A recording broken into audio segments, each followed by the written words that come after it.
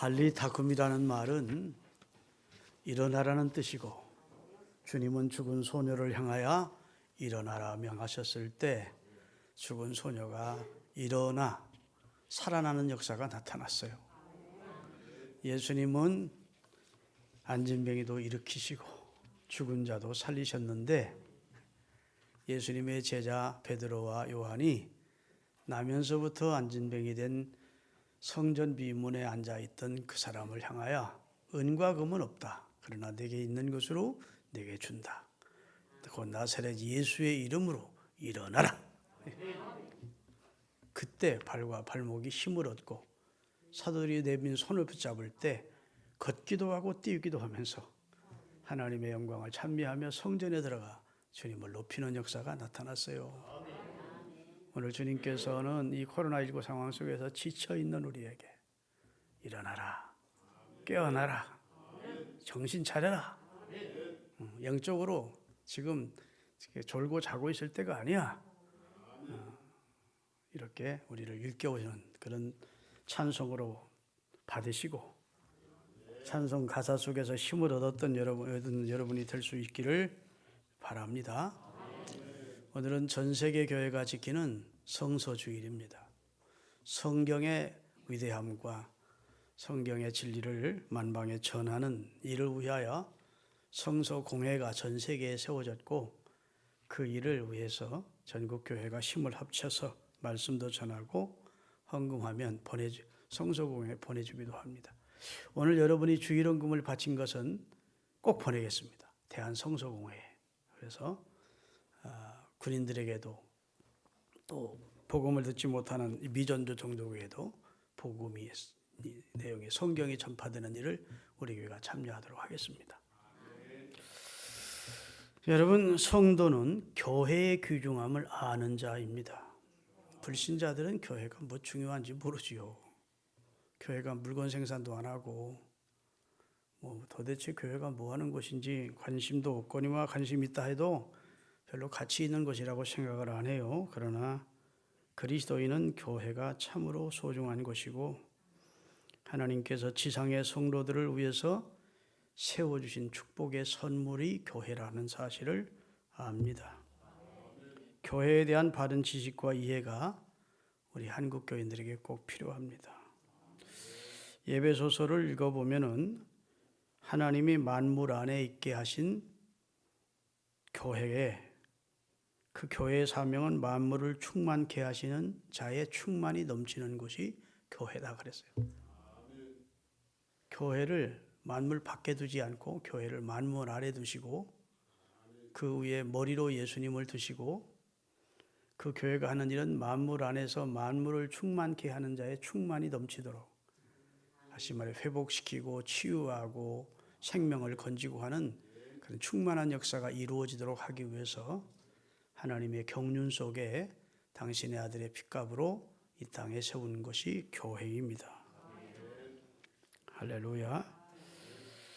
누가복음 10장 30절에서 36절을 천천히 읽고 설교를 지어가겠습니다. 같이 한번 읽겠습니다.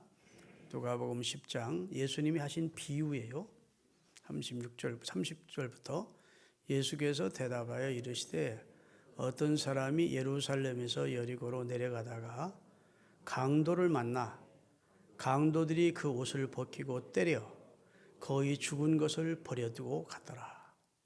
마침 한 제사장이 그 길로 내려가다가 그를 보고 피하여 지나가고, 또 이와 같이 한 뇌인도 그곳에 이르러 그를 보고 피하여 지나가되, 어떤 사마리아 사람은 여행 중 거기 이르러 그를 보고 불쌍히 여겨 거기서 가까이 가서 기름과 포도주를 그 상처에 붓고 싸매고 자기 짐승에 태워 주막으로 데리고 가서 돌보아 주니라. 그 이튿날 그가 주막 주인에게 데나리온 2를 내어주며 이르되, 이 사람을 돌보아 주라. 비용이 더 들면 내가 돌아올 때 갚으리라 하였으니, 네 생각에는 이 세 사람 중에 누가 강도 만난 자의 이웃이 되겠느냐. 이렇게 예수님이 말씀하셨어요. 이 말씀을 비유이니까 설명을 하면 이렇습니다. 모든 인생은 강도 만난 존재라는 겁니다. 우리 인생이 사단이라는 강도를 만나서 하나님이 주신 에덴에서 신라곤 쫓겨나서 만신창이가 된 겁니다. 영과 육과 정신이 만신창이가 되어 옷을 벗기고 매로 맞고 거반 죽게 된 것을 비탈길에 버려두고 그 강도들이 갔는데 그렇게 불쌍하게 죽게 된 존재가 우리 인생들이었다는 겁니다. 그런데 종교인들이 보고 구원할 힘이 없는 거예요. 자기도 그런 일을 당할까 봐 피해서 도망갔다는 겁니다.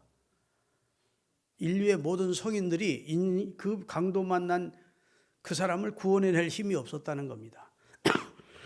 그런데 사람들에게 외면받고 멸시받던 사마리아인이 그 비탈길로 내려가서 포도주와 기름을 가지고 상처받고 지금 거반 죽어가는 그 강도 만난 자를 포도주로 씻기고 기름으로 치료해주고 그를 자기 나귀 위에 태워서 가까운 주막으로 데려다 주면서 이 환자를 잘 치료해 주시라. 그렇게 주막 주인에게 부탁을 했다는 겁니다. 그리고 그 이튿날 떠나면서 데나리온 2를 주었대요. 이 돈을 가지고 이 사람 좀 잘 온전해질 때까지 잘 돌봐 주십시오. 내가 돌아와서 그 이상으로 당신이 수고한 이상으로 보상해 주겠습니다. 이렇게 말했다는 겁니다. 여기 선한 사마리아 사람이 누구라고 그랬죠? 예수님을 말하는 거예요. 강도 만나 죽어가는 우리 인류를 구원하기 위하여 예수님이 비탈길과 같은 이 세상에 내려오셨고 포도주 같은 그의 피로 우리를 씻어주셨고 성령의 기름으로 우리를 치료해 주셨고 그리고 주막인 교회에다 맡겼다는 겁니다. 그가 구원한 백성들을 온전케 될 때까지 주막인 교회에 맡기고 주막 주인인 목사에게 말씀을 주셨다는 거예요. 신약 성경, 구약 성경 2데나리온을 주면서 이 말씀으로 온전케 될 때까지 키워달라. 온전케 성숙시켜달라. 건강해질 때까지 돌봐주라. 이렇게 맡겼. 그리고 예수님은 떠나셨대요. 그리고 다시 와서 교회에 맡겨준 양무리들을 그 사람들을 잘 돌보준 주의 종에게 주막 주인에게 주님이 보상해 주겠다. 약속했다는 이 내용이에요. 이게 주님이 하신 비유의 설명을 제가 한 것입니다. 인류는 강도 만났어요. 죽어가고 있었어요. 죄의 삭선 사망이고 결국 죽을 수밖에 없는 존재였는데 주님이 내려오셔서 주님이 치료하시고 주님이 성령으로 다 깨끗게 치료하시고 우리를 어디에? 주막에. 주막이 뭐라고요?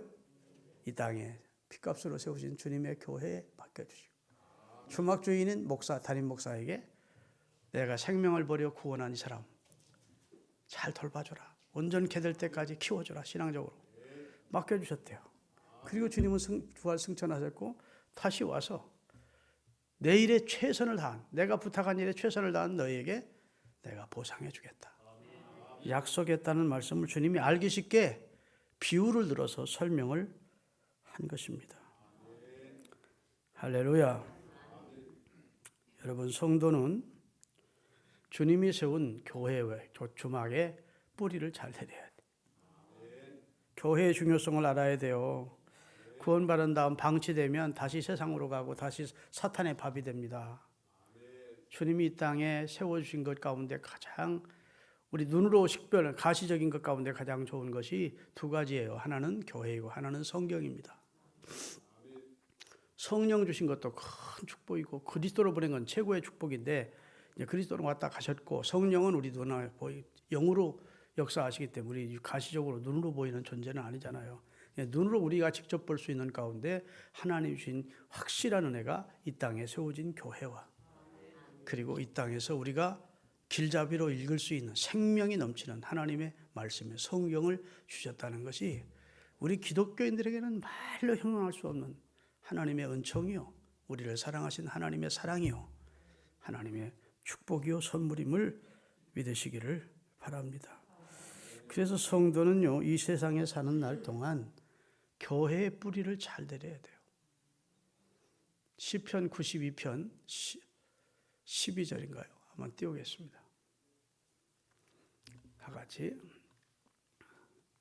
시편 92편 12절. 의인은 종려나무같이 번성하며 레바논의 백향목같이 성장하리로다. 어디에 심겼어요? 13절에 보면 여호와의 궁정에 심겼으며 그 다음에 여호와의 궁정에서 흥왕하리로다. 그렇게 되어 있어요. 의인, 예수의 피로 의인된 주의 백성들은 여호와의 궁정에 심겨진 나무와 같아요. 여호와의 궁정에 심겨서 뿌리를 잘 내리면 흥왕한대요. 번성한대요. 발육한대요. 축복을 받는다고 말씀해 주신 줄로 믿습니다. 여러분 평생 주님의 교회의 귀중함을 알고 주님의 교회 생활을 은혜롭게 하면서 복을 받으시기를 제발 부탁합니다. 중간에 시험들과 손해보지 마시고 악에 빠지지 마시고 후회하지 마시고 평생 신앙생활 잘하세요. 시편 134편 2절 3절입니다. 성소를 향하여 너희 손을 들고 여호와를 송축하라. 천지를 지으신 여호와께서 시온에서 내게 복을 주실지어다. 하나님은 천지가 아니 계신 것이 없지만 복은 어디를 통해 주시느냐? 시온을 통해 주시네. 시온은 성전을 말합니다. 그래서 하나님의 성전을 시은소라 그래요. 하나님이 은혜 주시는 장소라는 거예요. 믿습니까? 그러니까 하나님은 아니 계신 것이 없이 무소부지하시지만 복은 어디를 통해 주시느냐? 시온을 통해 복을 주신다고 말씀하셨어요. 제가 평생을 살아가면서 보니까 교회 생활 은혜롭게 하는 사람들 다 복받고 영적으로 잘 되고 할렐루야, 자녀들이 잘 되고 마귀가 얼마나 강하게 역사하는 세상입니까? 그런 세상에서 하나님의 보호 안에 사는 것이 축복임을 믿으시기를 바랍니다.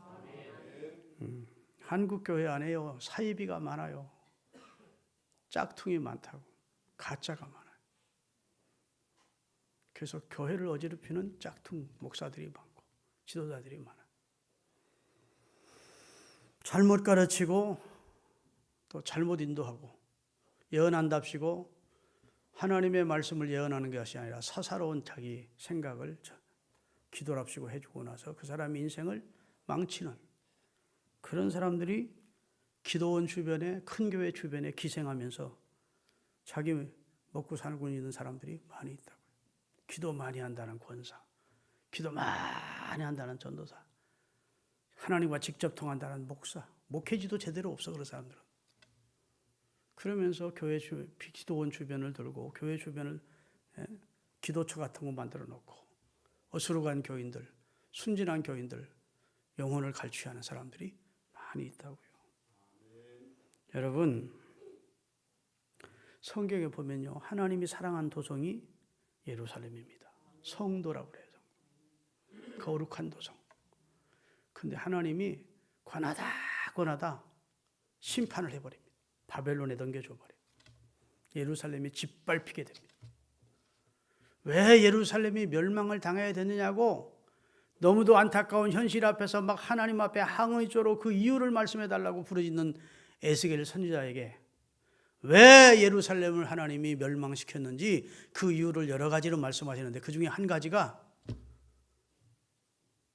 하나님의 이름으로 예언하는 부녀들 때문에 내가 예루살렘을 진멸했다. 자기 얘기하면서 자기 생각을 하나님의 말씀이라고 전해주는 가짜들 때문에 하나님의 이름이 모욕받는 것이 너무 속이 상해서 하나님 예루살렘을 멸망시켰다. 그래서 에스겔서 8장, 9장, 10장, 11장, 12장, 13장 이 6장을 읽어보면 예루살렘을 왜 하나님이 심판하셨는지 그 이유를 말씀하세요. 다 읽을 수 없으니까 에스겔서 13장 17절부터 읽겠습니다. 21절까지. 너 인자야 너희 백성 중 자기 마음에 나는 대로 자기 마음대로 예언하는 여자들에게 경고하며 예언하여 이러기를 주 여호와의 말씀에 사람의 영혼을 어떻게 하려고? 사냥하려고 손목마다 부적을 꿰어매고 키가 큰 자나 작은 자의 머리를 향하여 수건을 만드는 여자들에게 화 있을진저. 너희가 어찌하여 내 백성이 아닌 영혼을 사냥하면서 내 백성의 영혼을 사냥하면서 자기를 위하여 영혼을 살리려 하느냐. 너희가 두어 웅큼의 보리와 두어 조각의 떡을 위하여 먹고 살기 위해서 나를 내 백성 가운데 욕되게 하여 거짓말을 고지듣는 내 백성에게 너희가 거짓말을 지어내어 죽지 아니할 영혼을 죽이고 살지 못할 영혼을 니들이 마음대로 죽고 사는 거 예언을 해주느냐 그 말이에요. 그러므로 나 여호와가 이같이 말하노라.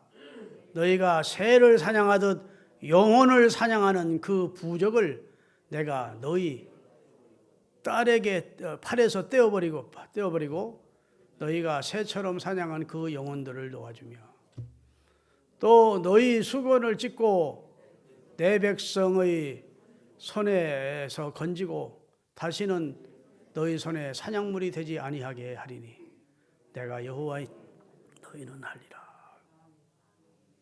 하나님의 이름으로 하나님의 종도 아니면서 하나님 앞에 하나님의 일을 하는 사람이 아니면서도 하나님의 이름으로 사기치는 그런 많은 예언자들에게 주님이 경고하시는 겁니다. 죽을 영혼을 살리고 살릴 영혼을 니들이 마음대로 죽이고 그 사람의 영혼을 도둑질하면서 그 사람의 앞날을 너희들이 다 정해준다는 거예요. 내 뜻이 아니라.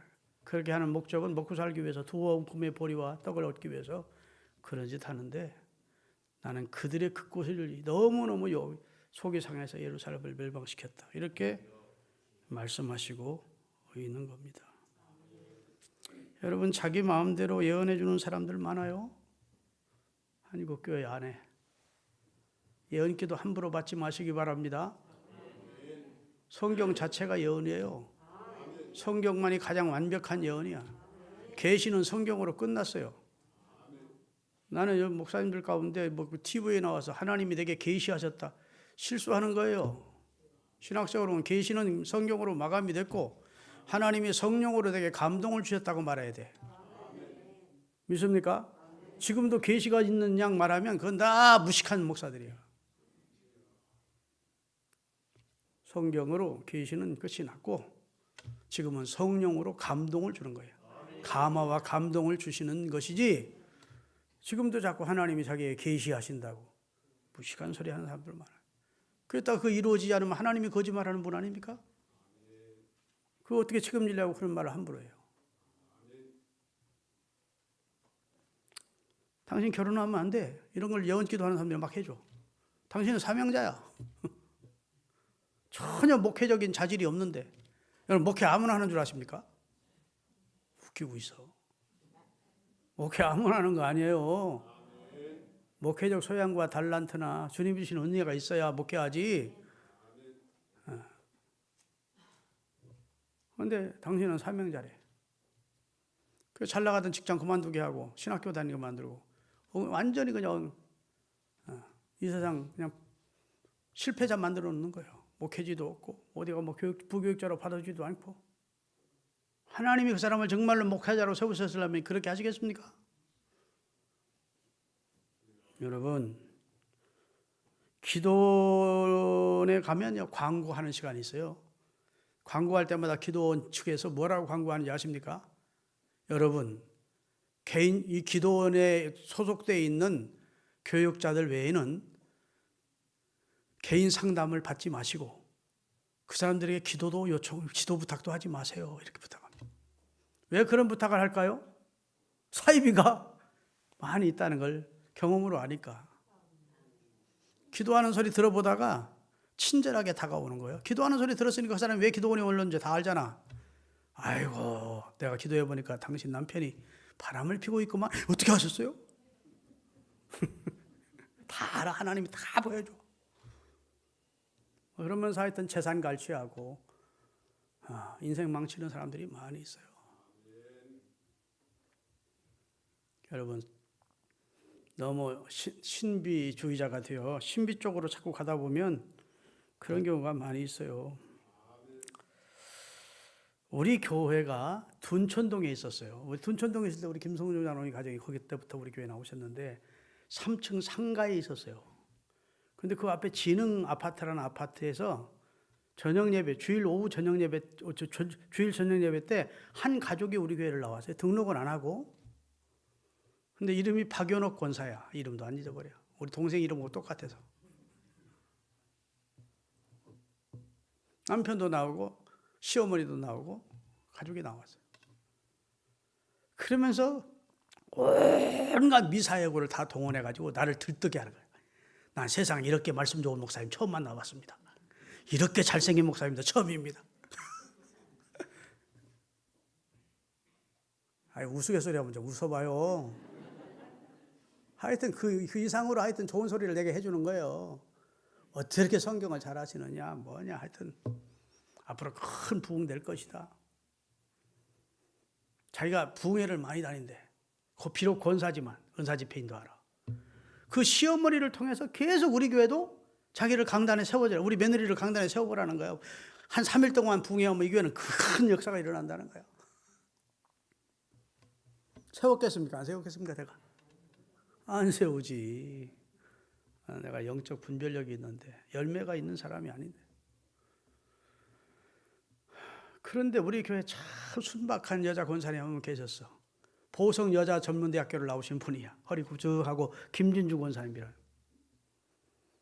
그 사람과 언제 접촉해가지고 기도해주고 한다니까. 권사님이 우리 사위가 서울대 출신인데 주유소를 강남에서 주유소를 몇 개 하는데 딸은 이대 나왔고 피아노 학원을 크게 해서 돈 벌어서 7층짜리 상가도 있고 AID 아파트도 하나 가지고 있고 뭐 이렇게 얘기를 했나 봐.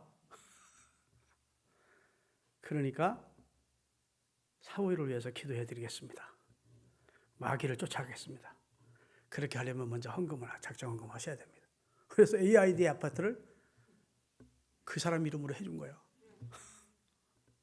지금 아마 AID 아파트 20억 원 할걸. 그리고 7층짜리도 달라고 하는 쪽으로. 그러니까 우리 권사님이 그때서야 나한테 목사님 박연옥 권사가 기도해 준다면서 AID 아파트 받아갈고 7층짜리도 바치라고 그러네요. 깜짝 놀랐지 내가. 당장 오라고. 박연석이 왔어요. 당신 왜 사기치고 다니느냐? 응? 당신이 무슨 권리로 교인들의 돈을 헌금하느냐? 당신에게 사도의 전승이 있느냐? 교회가 당신을 목사로 세웠느냐? 합법적으로 교회로 노예가 와서 교회를 창립 선언을 해줬느냐? 당신이 무슨 권리로 그런 짓을 하고 다녀? 사기치고 다니다 괜히 당신 망하지 말고 다시 돌려주라 그랬더니 아무것도 안 하더니 그냥 나갔어. 그러더니 김철종 목사가 신실한 목사인 줄 알았더니 하나님께 바친 것을 다시 달라고 한다고 참목자가 아니라고 그러고 떠들고 다니네. 그래서 내가 다시 불렀어. 만약 돌려주지 않으면 이거 내가 김진주 권사를 통해서 사법 처리를 해서 당연히 사기로 집어넣겠다. 그랬더니 그래도 못 돌려준대. 뭐 나한테 막을 쓰다고 하고 그냥 나가더라고. 그래서 권사님을 불러놓고 도대체 일을 어떻게 이렇게 만들었습니까? 가족 가운데 무슨 뭐 좀 힘 있는 사람 없습니까? 했더니 사촌 동생이 서울경찰청의 청장이야. 잘 됐다 싶어가지고 다시 오라고 그랬어. 그 사람의 인적 사항을 딱 보여주면서 자, 이 사람이 김진중 권사님의 사촌 동생인데 서울시경 청장이다. 당신 죽으려면 그냥 갈 그 돈 AID 아파트 먹고 살려면 내놔야 돼. 다 내놨어.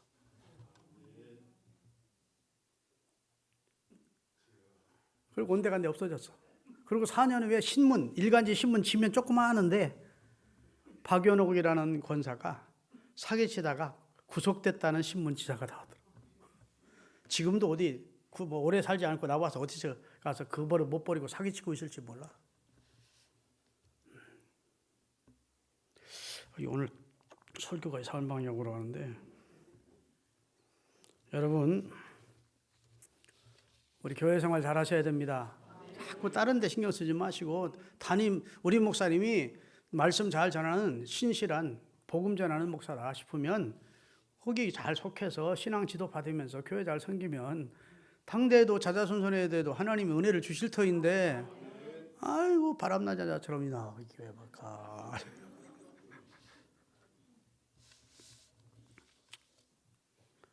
제가요 우리 노회에 지금은 돌아가셨지만 김양덕 목사라는 분이 있었어요. 성남에서 목회를 해서 우리 동시차례요. 양반이 가끔 부흥회를 나가. 근데 대전에 부흥회를 갔는데 남자 집사 하나가 기침을 하는데 콜록콜록 하더니 막 각혈을 하더래요. 그래서 그날 설교 끝난 다음에 양반아 요즘 21세기에는 폐병은 병도 아닌데 폐병이라고 그래. 아유 의약으로 약을 먹고서나 치료받아야 돼야지. 그랬더니 담임 목사가 아주 기분 나빠하더래요. 그래서 담임 목사가 나중에 이제 차를 한잔하면서 아이 강사 목사님이 믿음으로 기도해서 나으라고 해야지 약 먹으러 가면 됩니까? 막 그러더래. 그래서 김양덕 목사가 그 정도는 하나님 앞에 은혜를 구하도 되지만 의약이 있으면 그 약을 먹으면 되지 않습니까? 그랬더니 사모님이 또 부엌에 있다가 강사한테 막 자기 아들 나무라듯이 막 목사가 믿음으로 기도로 나으라고 해야지 의약으로 나으라고 되느냐고 난리가 났더래. 하여튼 그저거 한 3, 4일 집회를 인도하고 끝난 날 그 남편 부인이 그 콜록콜록하는 그 부인이 살짝 강사를 찾아와서 목사님 어떻게 하면 좋아요? 우리 남편이 여기 교회 오기 전에는요 약을 먹고 호전돼서 좋았었어요. 근데 여기 와서 지금 더 죽어가고 있어요. 여기를 어떻게 오게 되냐 이렇게 물었더니 길을 지나가다 전단지를 보았는데 하나님이 세우신 21세기의 신유의 종이 나타났다. 영계의 거성인 신유의 종이 나타났다. 어떤 병자도 다 그 목사님이 안수받으면 낫는다. 폐병도 낫는다. 눈이 쑥 들어오더래. 폐병, 자기 남편이 폐병이니까. 그래서 남편한테 여보 당신 기도받으면 나한테 해주는 목사님이 계셔. 어디? 대전에 있어. 대전서 목회하신대. 그 대전에 가서 안수를 받아. 뭐 하느냐고 묻더래요. 그래서 가락시장에서 채소 장사한다. 그거 다 정리하고 당신은 주의종 될 사람이다. 목사 될 사람이야. 하나님이 주의종으로 키우시려고 당신을 연단시키는 거야. 다 이거 하나님 앞에 바치고 내가 방 하나 내줄 테니까 교회 옆에 있는 조금만 거기 와 살으라고 그래. 약 다 끊게 하고. 그래가지고 아주 중병에 걸려서 죽어가고 있는 거예요. 근데 1년 후에 그 목사가 서울을 왔더래. 그래서 이 김양덕 목사님 만나서 목욕탕을 가서 궁금해서 물었대. 그 각혈하던 그 집사 어떻게 됐어? 그랬더니 벌써 죽었죠. 자기 집 개 죽은 것만도 여기지 않더래. 지가 살리겠다고 재산 다 뺏고 완전 사기꾼이더라. 물론 좋은 목사님도 많습니다만 우리가 분별 잘해야 돼요. 저는 여러분들이 어디로 이사 가서 가까운 교회 나가라는 말은 참 하셔는 안 됩니다. 가까운 교회 나가라는 말은 아이고 어차피 결혼할 거 뭐 처같이 멀리 가지 말고 바로 옆에서 여자하고 결혼해야겠네 하고 똑같은 거야. 사랑도 안 하면서 좀 교회는 골라서 가야 돼. 따라합시다. 교회는 골라 정해야 된다. 교회는 골라 정해야 돼요. 말씀이 육신이 되신 분이 예수님이었어요. 여러분 하나님의 말씀은 세 가지인데 따라합시다. 육체가 되신 말씀. 그분은 누굴까요? 말씀이 육신을 입고 오신 분이 예수님. 그 다음에 기록된 말씀 뭘까요? 성경. 그 다음에 전해지는 말씀 설교입니다. 그래서 예수 그리스도를 전하는 교회, 예수 그리스도가 기록된 하나님의 말씀을 바르게 전하는 복음을 전하는 교회로 가야 영원히 살아. 가깝다고 갔다가는 실수하는 거예요. 믿으십니까? 그리스도가 올바르게 전파되는 교회, 그리스도가 높임을 받는 교회, 그 교회가 주님이 기뻐하시는 교회라는 사실을 믿으시기를 예수 그리스도의 이름으로 축원합니다. 그러면 성경이 왜 귀하냐? 여러분 하나님이 주신 두 개의 축복이 있다고 그랬죠. 하나는 교회이고, 교회가 없었다면 여러분과 제 신앙이 어떻게 지도를 받고 성숙할 수 있겠습니까? 응? 교회가 없었다면 우리 신앙이 어떻게 되겠느냐고. 그래서 주님은 마태복음 16장에 내가 이 반석 위에 내 교회를 세우리니, 교회는 예수님 거래요. 내 교회를 세워 음부의 권세가 이기지 못할 것이다. 그리스도의 십자가의 대속과 죽음을 통해서 이 땅에 세워진 교회는, 하나님이 함께하는 교회는 음부의 권세가 절대 이길 수 없다. 그러면서 주님이 교회를 세워주셨어요. 여러분 끝까지 시험 들지 않고 마귀 밥 되지 않고 끝까지 승리하기를 원하시면 좋은 교인들 되십시오. 교회 생활을 덕스럽게 은혜롭게 하시는 여러분들이 되시기를 주의 이름으로 축원하고요. 그 다음에 하나님이 우리에게 주신 것 중에 하나가 성경이에요. 성경. 성경이 우리에게 주신 놀라운 선물이요 축복입니다. 여러분, 그른 것과 바른 것, 선한 것과 악한 것, 진리와 거짓, 천국과 지옥, 구원과 멸망, 그것을 바르게 알려주는 내용의 책이 어디 있습니까? 성경입니다. 할렐루야. 구원에 이르는 지혜가 있게 하는 책, 하나님의 사람으로 우리를 온전케 성숙시켜주는 책. 할렐루야. 그게 성경이라고요. 성경. 오늘 본문은 성경은 절대로 사사로이 풀면 안 된대. 자기 목사가 자기 생각대로 풀면 안 된대. 하나님께로부터 받아서 기록된, 성령의 감동으로 성경 저자들이 하나님께 받아 기록한 책이기 때문에 하나님의 말씀이래요. 다시 한번 오늘 본문을 읽도록 하겠습니다. 다 같이. 먼저 알 것은 성경의 모든 예언은 사사로이 풀 것이 아니니, 예언은 언제든지 사람의 뜻으로 낸 것이 아니요 오직 성령의 감동하심을 받은, 영감이 충만했던, 하나님의 감동이 충만했던 사람들이 하나님께 받아서 기록한 것이다. 그러기에 성경을 일명 하나님의 말씀이라고. 정황무한, 오류가 없는 우리 신앙과 행위의 기준이 되는 내용이 성경이라고요. 그 성경을 옆에 요즘은 들고도 안 다녀. 들고 다니라고 하나님이 우리에게 성경 준 게 아니고요. 그 성경을 읽는 자와 듣는 자와 그것을 지키는 자들이 복이 있다. 읽고 듣고 지키는 자들이 되어 복의 주인공들이 되십시오. 요한계시록 1장 3절에 그래서 이 예언의 말씀을 읽는 자와 듣는 자들과 그 가운데 기록한 것을 지키는 자들이 복이 있다고 말씀해 주셨어요.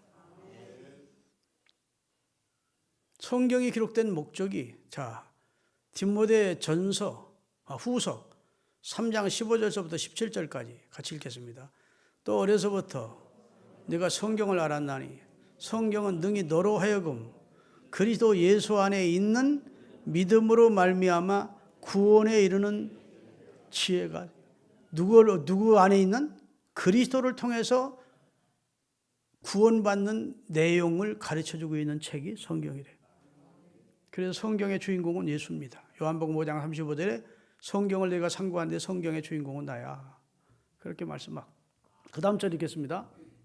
모든 성경은 하나님의 영의 감동으로 된 것으로 교훈과 책망과 바르게 함과 의로 교육하기에 유익하니, 이는 하나님의 사람으로 너희를 온전케 하며, 온전케 한다는 말은 하나님의 사람으로 기준이 되도록, 스탠다드가 되도록 하나님의 사람으로 온전케 하면 모든 선한 행위를 행할 수 있는 능력을, 지혜를, 은혜를 갖추려게 하기 위해서 성경이 주어진 것이다.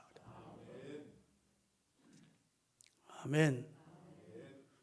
여러분, 요한계시록 20장에 보면, 그래서 성경을 함부로 해석하거나 빼거나 더하면 안 된다는 것이 20장에 나옵니다. 요한계시록 20장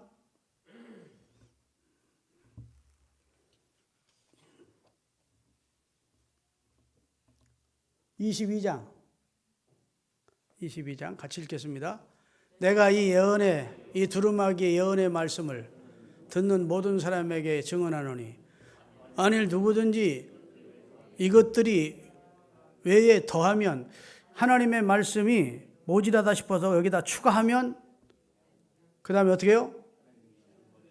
기록된 재앙이 그에게 더해질 것이고, 그 다음에 만일 누구든지 두루마리엔, 옛날에는 성경이 이렇게 되어 있지 않고 가죽 두루마리로 써져 있었어요. 이게 두루마리라는 말은 성경을 말하는 겁니다. 두루마리 예언의 말씀에서 자기가 믿어지지 않는다고 하나님의 말씀을 제해버리면 하나님이 이 두루마리에 기록된 생명나무와 거룩한 성에 참여할 때 그 사람도 제껴버릴 것이다. 천국에 못 들어오게 하겠다는 거예요. 그러니까 타치하면 안 된다는 거예요. 네가 이성적으로 판단하고 빼거나 더하면 안 된다는 거예요. 그대로 전하라는 거예요. 내가 이해를 못하면 성령의 조명을 받아서 기도를 통해서, 그래서 성경으로 풀어서 그리스도론적으로, 그 다음에 교회론적으로, 종말론적으로 성경을 보는 관점을 가지고 제대로 풀어서 전해주어야 생명을 살리는 역사가 나타나는 거예요. 할렐루야. 디모데전서, 성경 좀 시간이 갔지만 이것만 더 하고 마치겠습니다. 디모데전서 3장 15절 16절이 띄우겠습니다. 만일 내가 지체하면 너로 하여금 하나님의 집에서 어떻게 행해야 할지를 알게 하려 하노니, 이 하나님의 집인 교회는 살아계신 하나님의 교회고 여기에 진리의 기둥과 터가 있는 곳이 교회다. 진리의 기둥과 터가 교회 안에 무엇을 통해서 이루어진 거죠? 성경을 통해서. 이게 진리의 기둥과 터가 있는 곳이 하나님의 교회다. 하나님의 교회는 하나님의 집이래요. 그래서 여기서는 이 행동을 조심해야 된다. 하나님의 집에서 함부로 행동하면 안 되고 하나님의 집에서 어떻게 행해야 될지를 조심하래요. 그 다음에 16절, 그러다 경건의 비밀이여 그렇지 않다 하는 이가 없다. 크도다 감탄합니다. 놀랍다. 크다 경건의 비밀이여, 경건의 신비여, 그 말입니다. 영적인 신비를 말하는 거예요. 하나님의 신비를 감탄하는 겁니다. 믿습니까? 그 하나님께서 그리스도를 통해서 인류에게 주신 구원이 신비라는 거예요. 크도다 경건의 비밀이여 그렇지 않다는 이가 없다. 그는, 예수님은 육신으로는 나타나신 바 되시고 육신을 입고 오셨잖아요. 그 다음에 영으로 의롭다 하심을 받으시고 천사들에게 승천하셔서 보이시고 지금은 만국에 전파되시고, 예수님이 만국에 전파되지 않습니까? 그 다음에 세상에서 믿은 바 되시고, 세상 사람들이 예수님을 주로 믿지 않습니까? 영광 가운데 올려주신 그분을, 우리가 예수님을 통해서 하나님이 이루신 구원은 큰 경건의 비밀이래요. 신비래요, 신비. 할렐루야. 이것을 복음의 신비라고 그러는 겁니다. 우리가 언젠가 하나님 앞에 서게 될 때 세상에 어떤 업적 가지고 설 수 있는 게 아닙니다. 세상 것 가지고 하나님 앞에 설 수 있는 게 아니에요. 나 대통령 했습니다, 장관님, 기업체 사장 했습니다. 하나님 앞에는 안 통해. 내가 하나님 앞에 설 때 꼭 이렇게 말해야 됩니다. 하나님, 나는 땅 위에 사는 동안에 무엇을 믿고 어떻게 살았습니다. 그 내용을 말해야 되는데, 주님, 나는 이 신앙, 예수 그리스도를 주로 믿고 하나님이 우리 영의 아버지이심을 믿는 신앙과 이 고백에 내 인생을 걸고 살았습니다. 하나님 앞에는 우리가 마지막을 할 때 그 고백을 가지고 서야 되는 거예요. 업적 가지고 서는 게 아니고, 주님, 내가 이 세상에 사는 동안 예수 그리스도를 내 구주로 믿고 성경을 진리로 믿고 살았습니다. 성경 속에요 5가지 신비가 있어. 참 신비로운 일입니다. 아무리 생각해도 미스테리와 같은 신비로운 일이 성경에 있고 하나님이 베푸신 신비요. 그 첫째는 너무나 위대하시고 엄청나신 하나님이, 크시고도 놀라우신 하나님이 나를 아셨고 나 김철중이를 나를 사랑하시고 내 기도와 신음소리를 들으시고 나와 함께 해주신다는, 이게 신비 아닙니까? 하나님이 삭개오야 부르십니다. 아브라함아 부르십니다. 모세야, 나 모세라고 하나님 앞에 일러주지 않았어요. 이 세상에 모래알처럼 많은 사람들 중에 하나님이 나를 아셨어. 나를 사랑하셨어. 내 기도를 들으시고 계셔. 나와 함께 하셔. 이게 신비예요, 신비.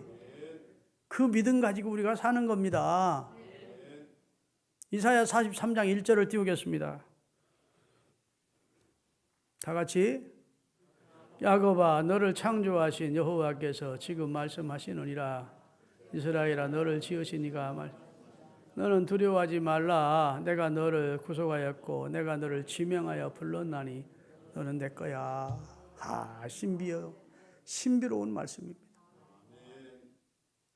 영어로 보면 이게 꼭 집어 냈대. 그런 뜻이에요. 지명하여 불렀다는 말은 꼭 집어서 나를 이렇게 건져 올렸대. 그 크고 광대하시고 엄청난 하나님이 만물의 티끌 같은 우리를 내 거라고 지명해 불러냈대. 그리고 함께 해주시고 사랑해 주시고 신음소리 기도소리를 들으시고, 이게 신비입니다, 신비. 그래서 이 사실을 깨달은 바울은 크도다 경건의 비밀이야. 그렇지 않다 하는, 하나님을 체험한 사람은 그렇지 않아 그런 사람이 없다는 거예요. 두 번째 신비는 하나님의 아들이 육체를 입고 이 세상에 오신 신비입니다. 관광으로 오신 게 아니고 은혜롭게도 우리 죄를 처리해 주시러 오신 거예요. 말씀이 요한복음 1장 14절에 육신을 입고 이 세상에 오셨다. 요한복음 1장 14절 따라합시다. 말씀이 육신이 되어 우리 가운데 거하심에 우리가 그의 영광을 보니 아버지의 독생자의 영광이요 예수님 안에 은혜와 진리가 충만하더라. 신비입니다, 신비. 어떻게 하나님이 육체를 입고 이 땅에 현현하실 수가 있었나? 그것은 오직 우리를 향한 하나님의 사랑이요, 우리를 구원하기 위한 하나님의 경륜이 신비입니다, 신비. 부활도 신비. 할렐루야. 그를 믿는 자에게 하나님의 자녀가 되어 신분을 바꿔주시고 영접하는 자, 그 이름을 믿는 자에게 하나님의 자녀가 되는 신분의 변화를 주시는 것, 신비야. 그러기에 불신자들이 뭐라고 말해도 여러분, 그 사람들은 신비를 모르니까 하는 소리니까 화낼 필요가 없어요.